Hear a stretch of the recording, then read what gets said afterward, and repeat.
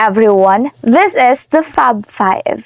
And for today's video, we will going to discuss the Lesson 5, Lesson 6, Lesson 7, and Lesson 9. So, without further ado, let's get started. Good morning, class. I hope you're doing great today. So, our previous lesson was all about intercultural communication and its various forms. This lesson was generally means that there are basically two types of intercultural communication, which is the verbal communication and the non-verbal communication. The verbal communication consists of words used to communicate messages, whereas the non-verbal communication is gestures that give out messages. So for today, we're going to learn a new lesson, which is Lesson 5, the spoken and written language, and its varieties and registers. So you might ask me, why is it important to use appropriate varieties and registers in language in a certain communication context? Using appropriate variety and register is really necessary for communication, whether it is written or verbally expressed, for us to put emphasis on something and classification on the level of formality. Spoken and written language, varieties and registers. Spoken and written language are the fundamental usage when it comes to communicating or communication. Every individual is unique. The uniqueness may be expressed in many ways, such as perspective, sexual orientation, physical attributes, character, and the like. It can also be observed in the ways of speaking. These ways of speaking are called registers of language. Change in language practices or behavior is dependent on what language community you are engaged in. And this language activity may be the spoken language or the written language. In order to understand more about this lesson, I am going to discuss now the varieties and registers in the spoken language. First is the static register or the frozen register. This kind of language is the one that doesn't change through time. This language is literally called frozen in time and form. This type of language is often learned and repeated by rote. Examples of static register are Philippine National Anthem, Bible verses, prayers, preamble of the Constitution, and so on. Formal register. This style is impersonal and often follows a prescriptive format. The speaker uses complete sentences, avoids slang, and may use technical or academic vocabulary. It is like that the speaker will use fewer constructions but opt instead of complete words. Like for example, have not instead of haven't, could not instead of couldn't. Formal registers can include everything from an academic essay to wedding vows. The academic essay is formal because it includes polished speech, complex sentences, and precise vocabulary. The wedding vows are an example of extremely formal language that must be said the same way each time as part of a ritual. Consultative register. This is the register used when consulting an expert such as doctor. The language used is more precise, and the speaker is likely to address the expert by a title such as Dr., Mr., or Mrs. This register is formal and acceptable speech often used in professional settings. Some examples of this register include communication between teachers and students, judges and lawyers, doctors and patients. Casual register. This register is conversational in tone. It is the language used among and between friends.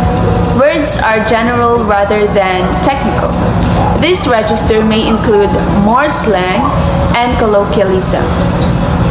This is an example of informational language in speaking, because we are just talking to someone in a simple conversational manner. For example, planning a trip with your friends or colleagues. That's an example of casual register. Next is the intimate register. This is the kind of language that is being used by lovers. It is also the language used in sexual harassment. This is the most intimate form of language. It is best avoided in public and professional situations. This kind of register describes speech that is about personal topics used between close acquaintances such as family members, close friends, or romantic partners, and can employ standard or non-standard grammatical forms.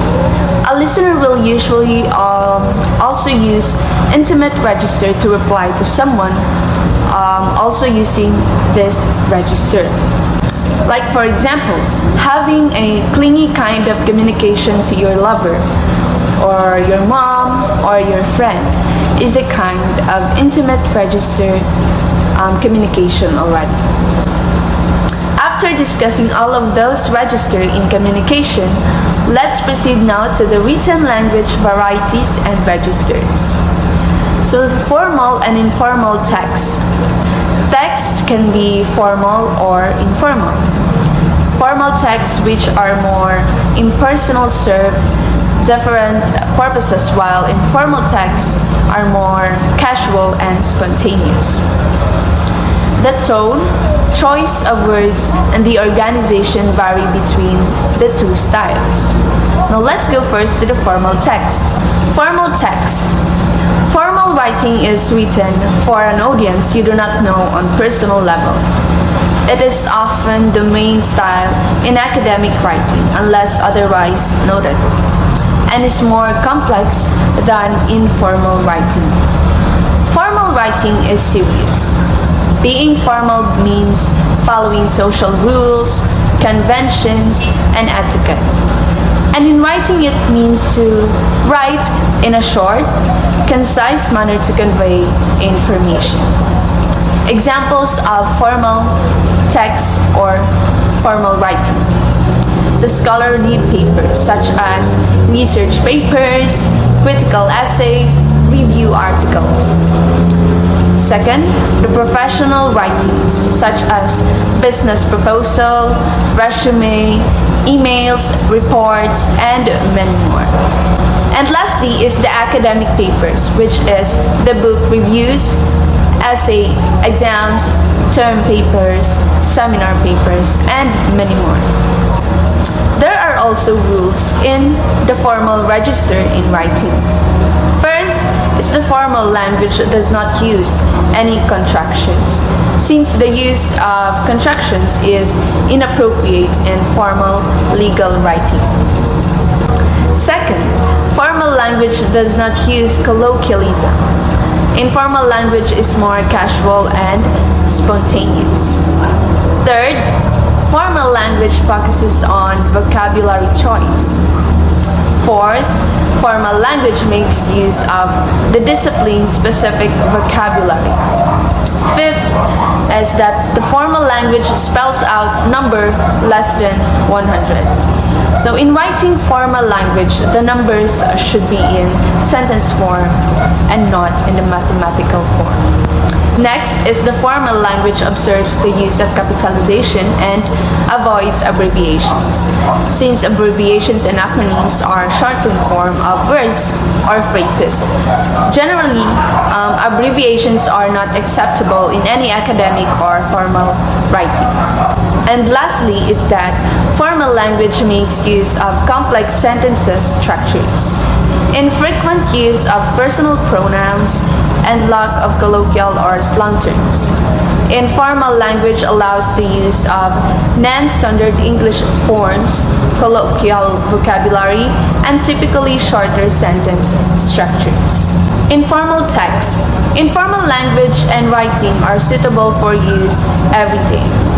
It is effectively how we speak and write to our friends and families. It will include slang and colloquialism defined as phrases that are used in informal but not formal language. The recipient may tolerate some spelling and grammar mistakes. We are therefore likely to use an informal writing style when composing emails and letters to friends and family again. Blogs and other online copy are also often written in a more informal or conversational style of communication. Like, for example, personal email and text messages. So that is all for today. I hope you have learned something and thank you for listening. Hello everyone! This video discusses and presents the evaluating messages of different types of text across cultures. In the previous topic that we have discussed, we have seen the use of spoken and written language. This time, it will focus on how evaluating messages constructed, embedded values and point of view, understand the same media message differently, and how media have special interests. What are media messages? Media messages contains information and ideas that are shared to a large audience of people. If these are not scrutinized properly, they may become agents of misinformation and lead people to form wrong judgment and images on the subject of the wrongly presented media message. By critically evaluating media messages, we ensure that the ideas presented are accurate, relevant, and appropriate to be posted or shared with anyone. Why do we evaluate messages? The importance of evaluating the effectiveness of the messages is by developing and using strategic questions to identify strengths and weaknesses. Media messages are constructed. Somebody makes the TV shows and movies you see, and the video and computer games you play. All media are carefully assembled, edited, selected, and designed constructions. Much of our view of reality is based on media messages that have been pre-constructed and have attitudes, interpretations, and conclusion already built in. The media, to a great extent, present us with versions of reality. They show us a world, but it is a selected and often unrepresentative view, even though it seems to be true. Learning to distinguish the reality from the reflection is important in this concept. Media have embedded values and point of view. TV shows, magazine, video games, and other media messages shows you what someone else thinks is important. Even though we are conditioned to think of movies, television programs, and other media as separate and discrete products, they consistently construct, contain, carry, and convert certain basic beliefs and values. Producers of media messages have their own beliefs, values, opinions, and biases. This can influence what gets told and how it is told. Producers must choose what will and will not be included in media text, so there are no neutral or value-free media messages. As these messages are often viewed by great numbers of viewers, they can have great social and political influence. Different audiences understand the same media message differently. People see media through the lens of their own experience. When different people watch the same show, they see different things. People who watch the same TV show or visit the same website often do not have the same experience or come away with the same impression. Each person can interpret or negotiate a message differently based on age, culture, life experiences, values, and beliefs. TV runs at 30 frames per second, movie to 24 frames per second. Therefore, televisions and movies tend to keep us from conscious analysis and reflection about individual messages. Media have special interest: commercials, ideological, political. Most media is created for profit. Advertising is generally the biggest source of revenue. Commercials are the most obvious means of generating revenue. Although advertising messages take many forms, including product placement. Example, paying to have product prominently displaying in programs for movies, sponsorships, prizes, pop-up ads, and surveys on the internet. Celebrity endorsement are naming a stadium or theater. Some media are created for specific ideological or political purposes. When analyzing a media text, consider who created this and why, who benefits if the message is accepted, who may be disadvantaged. Media messages are constructed using a creative language with its own rules. Each form of communication, whether newspapers, TV game shows, or horror movies, had its own creative language. Scary music heightens fear. Camera close-up convey intimacy. Big headlines signal significance. Overview: media messages are constructed. The different forms of media use unique languages, each with its own set of rules. Different audiences understand the same media message differently. Media are primarily businesses driven by a profit motive. Media have embedded values and point of view. And these are the references. Thank you everyone for listening. I hope you have learned something in this topic. God bless. To lesson 7 that tackles about communication across profession. The word communication is descended from the Latin noun communicatio, which meant a sharing or imparting. This is the act of sharing information, whether it be through talking, writing, listening, or reading. The ability to communicate effectively is one of the key components of success or failure in one's career, and the efforts of the organization to succeed. This serves as a reminder that whenever we participate in a communication activity, we should be aware of our audience and the context of the information being delivered, which includes the language used, the voice, variety, and registers, and gesture. Communication in the workplace: the means by which employees exchange information and ideas within an organization. So, effective communication is very essential in completing any task, whether it takes place in person or digitally, and is a component of internal communications initiatives inside an organization. It is also good communication can boost teamwork and lead to better project collaboration. And this implies, therefore, to essentially any industry or the world of employment. Internal communication must be streamlined, thus it is crucial. In order to guarantee that management and the people beneath them are on the same page, excellent communication must be maintained. Presentation Skills Impact in the Workplace by Bardillo et al. 2018.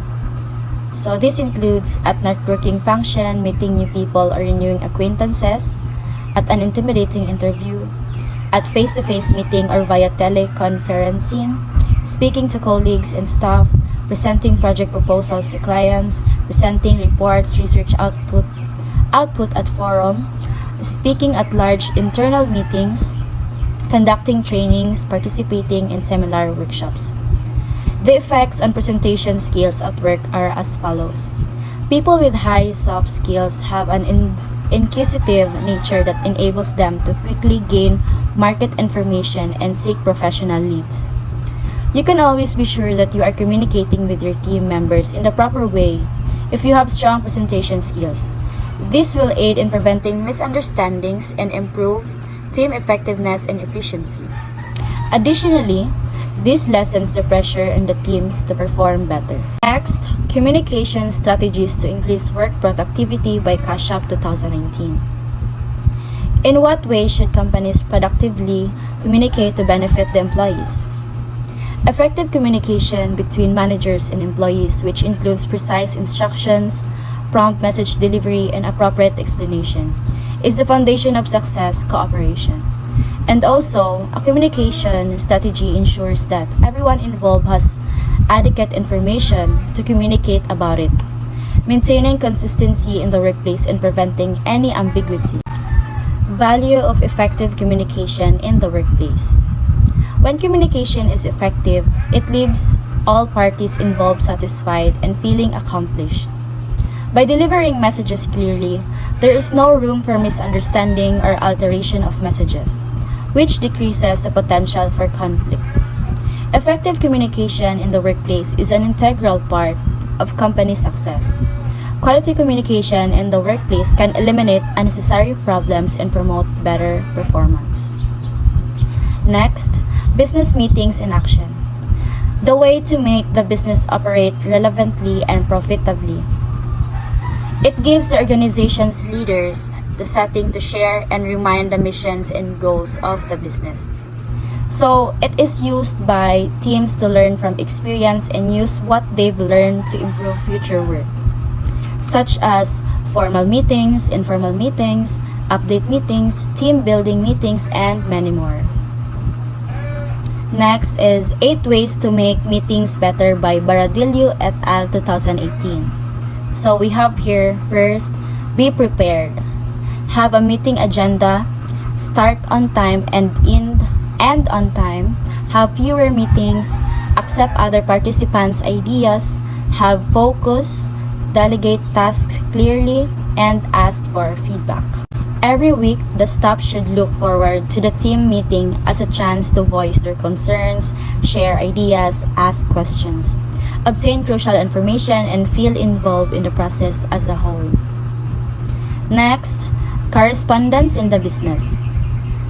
So, it is the exchange of information in a written format for the process of business activities. Importance of business correspondence. So, we have here the first, maintaining a proper relationship. Second, serves as evidence.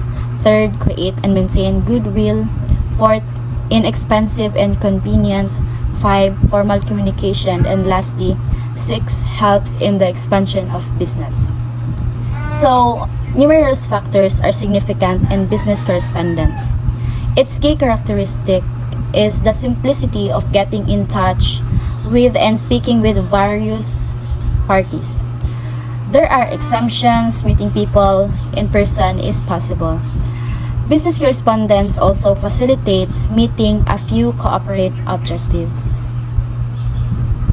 Next, types of business correspondence. So, a correspondence is of many types. Let us get ourselves familiar with some of them. So, first, internal correspondence. Second, external correspondence. Third, routine correspondence. Fourth, sales correspondence. Fifth, personalized correspondence. And lastly, circulars. And overall, it helps in maintaining the proper relationships between the parties. Business correspondence strengthens the business. It also helps in the internal communication and within the organization clearer and more precise. Now let's proceed to the parts of a business letter.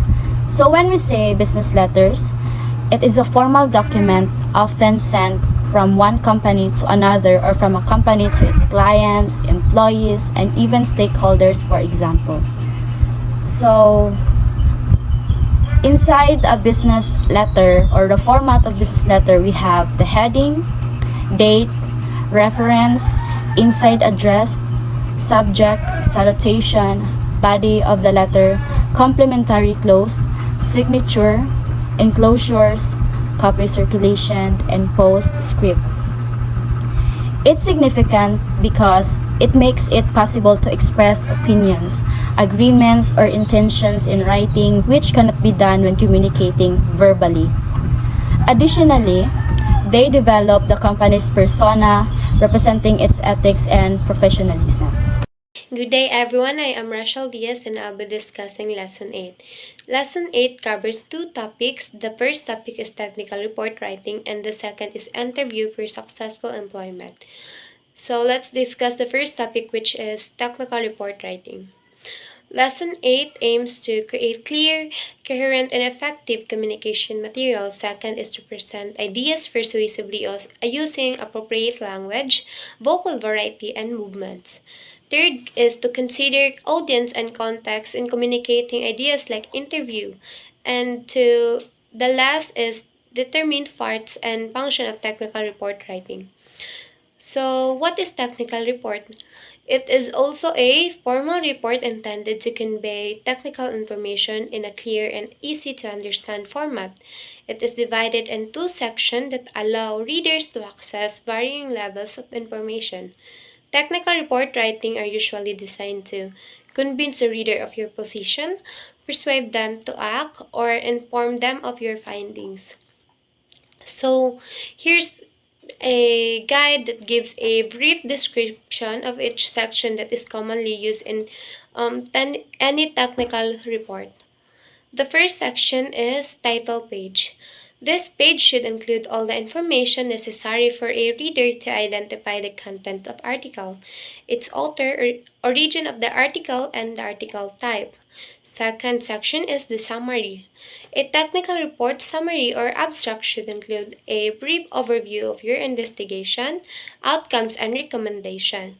Don't treat your summary as an introduction, and it should act as a standalone document. And I have a tip for you guys: if you write your summary, write it in the last.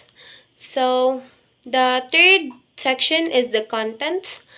Content is very important because it helps your reader quickly and easily find what they are looking for by using informative headings and careful numbering of your section and subsections. Fourth is the introduction, and this part highlight the main goals of your paper clearly to help your readers understand the purpose you're writing for. The fifth section is the body of the report. It shows what was done, how it's done, what the results were, and what conclusions and recommendations can be drawn. And tip for this is look at other technical reports in your discipline to see what they're included and in what order. The sixth is conclusions. Your conclusion should mirror your introduction. Be sure to refer to your aim, summarize your key findings, and state your major outcomes and highlight their significance. The seventh is references. Acknowledge all the information and ideas you've incorporated from other sources into your paper using a consistent referencing style. This includes data, tables, and figures. And the eighth is acknowledgement. Acknowledgement provide a way to thank those who supported or encouraged you in your research, writing, and other parts of developing your report, paper, or other project. Develop a list of those who helped you to develop your report or who gave you the time and encouragement that you needed to complete the project. The ninth is if you have appendices. If you have data that is too detailed to include in the report itself, include it in the appendix. Label your appendix with a number or a letter, a title, and refer it to the text. So let's proceed to the second part of this module, which talk about the interview for successful employment. So here's the list of the types of employment interview. The first one is planned interview. An interview is a discussion between you and an employer to determine your suitability for the job. To ensure that you are successful in the interview, you must prepare. Second is pattern structure interview. Pattern interviewers are generally regarded as the most reliable method of gathering information. Pattern interviews ask each candidate the same set of identical questions in the same way and order. Third is non-directive interview. Unstructured interview, also known as non-directive interview, refers to an interview concept with no set format in which questions are not predetermined. allowing the interviewer to ask questions that come to mind on the spot. For example, instead of asking, "Do you enjoy dealing with the public customers?" they might ask, "What did you like best about your last position?" If you are not prepared to answer open-ended questions with specific information about yourself and your abilities, you may not get hired. Fourth is depth and stress. It's in such a stressful situation, the interviewers usually ask questions quickly, criticize the interviewee's answers, interrupts him frequently. Too many questions are asked at once by many interviewers. This type of interview does not always reveal a candidate will behave in real life stressful situation on the job. PIP is the group interview. In this kind of interview, cooperation as opposed to people are interviewed. A organization of applicants interviewees is given sure hassle and is requested to return back to unique list selection inside a given time. Group interview is usually performed in a state of affairs in which management potential is to be observed. And the sixth is panel or board interview. In panel or board interview, candidate is screened with the aid of using a collection of interviewers were professionals of their respective fields. These sorts of interview is simply contrary to group interview. A candidate is interviewed with the aid of using some of interviewers, and the questions are requested with the aid of using them in serial or in random order. Here are the 6 tips on how to prepare for an employment interview. So first is research the company and position. Researching an employer beforehand allows you to learn and you'll learn valuable information about their business, their clients and the industry in general. The knowledge you gain will in turn increase your comfort level and confidence during the interview. Study yourself to identify how your qualification match the job. One of the most important things you can do when job searching is to show companies how well you're qualified for the jobs you're applying for. Doing so will make it easier for the hiring manager to consider you a candidate well worth interviewing. Plan a professional appearance. A clean and neat professional appearance is an important step in making a good first impression. Dress as you want to be seen, professional, successful, and the kind of person the company wants to represent it. Next is plan your time and materials. And the last is practice. Walking into a job interview without being prepared can quickly hurt your chances of being hired. While you already know your own skills and achievement, you should also be prepared in terms of knowing about the company. Lesson 8 ends here, and I assume that you gain another learnings from this module. So in lesson 9, we have two major points in plagiarizing academic writing, and second is ways not to accuse plagiarizing, such as direct coding, paraphrasing, and summarizing. But before that, let us know what plagiarism means. So, the act of presenting someone else's ideas or work as your own with or without that person's consent by incorporating it into your work without giving it due credit is known as plagiarism. This definition applies to all works, both published and unpublished, whether they are in manuscript, print, or electronic form. So, plagiarism can be willful, careless, or accidental. Plagiarism that is deliberate or careless is prohibited under exam regulation and is grounds for disciplinary action. That's quite interesting. So, learning and using the rules of good academic behaviors from the start of your university career is the greatest method to prevent plagiarism. Avoiding plagiarism involves using your academic skills to make your work as good as it can be and not just making sure your references are all accurate or changing enough terms so the examiner won't catch you paraphrasing. According to University of Oxford, that There are several good reasons not to plagiarize. You came to college to develop your ability to think for yourself and express it, not just to copy others people's thoughts verbatim, at least not without credit. At first, developing your own opinions could seem very challenging, and you might find yourself summarizing others people's works as you try to comprehend and absorb their arguments. But it's crucial that you discover your unique voice. You are not necessarily expected to develop your own ideas, but you are expected to think independently by developing the ability to evaluate the work of others critically, consider the other points of view, and come to your own decisions. You might believe that including citations for every argument you will make will break the essay's flow and make it appear incredibly unoriginal. This might occasionally be inevitable, at least initially. However, by following proper citation procedures from the beginning, you will learn to prevent mistakes like close paraphrasing or quotations with insufficient citations. Understanding the justification for the requirement of source use openness is crucial. So that's it for today's video. I hope you learned something from us. Adios!